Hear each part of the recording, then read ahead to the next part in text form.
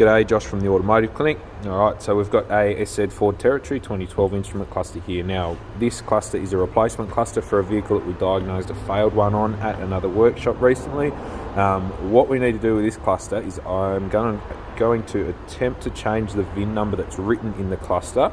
Reason being, we want to avoid basically a dealer programming session.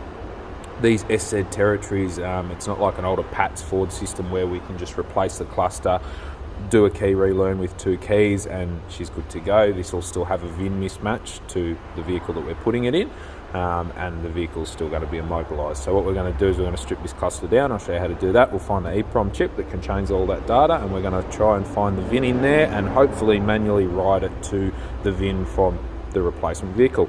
Alright, so first up what we're going to do is start picking this cluster apart. We're going to get this front fascia off here where these buttons are. So we've got all these clips here, here and here. We'll just press them down, pop them out and pull the fascia and buttons off. Then what we'll do is we'll get this front cover off here and we'll pop the back cover off and go. Alright, so we've popped our fascia off here. Fascia just comes straight off. There's 2 little side bits. There's 2 clips down the bottom, 3 up the top. Next thing we're going to pop off is our back and front covers. So we've got these black clips here, they're there, and we can pop the back cover off, and then we can actually pop this front cover off here where the glass is as well. Alright, now that's popped off. Next thing's our needles. So what some people will do is they'll take a photo, which works, so you know where your needles line up when you put them back on.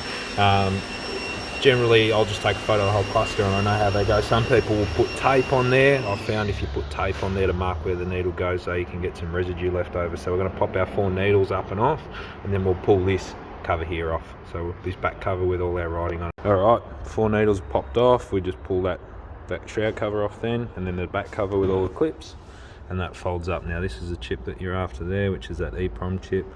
That's a 24C16 chip, if you can read that. So we're going to hook the tool up next and get a read out of that.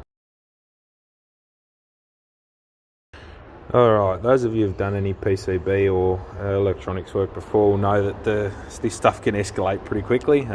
What I initially tried to do, which I've done a million times before with this chip type and haven't had an issue, was take a read off the board with a good quality clip. So we did try and read the EEPROM on the board. That wouldn't work. Next thing I tried to read it in was a grabber adapter. So we tried to read the EEPROM in that. That also wouldn't work. Made about 100 failed reads up there.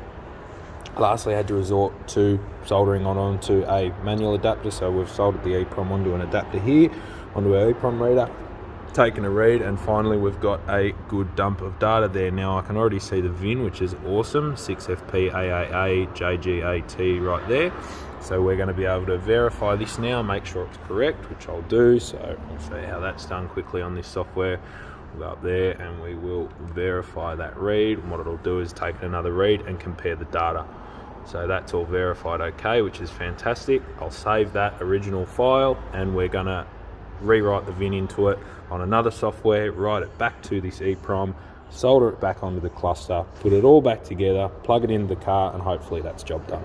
So I'll get back to you on the next step.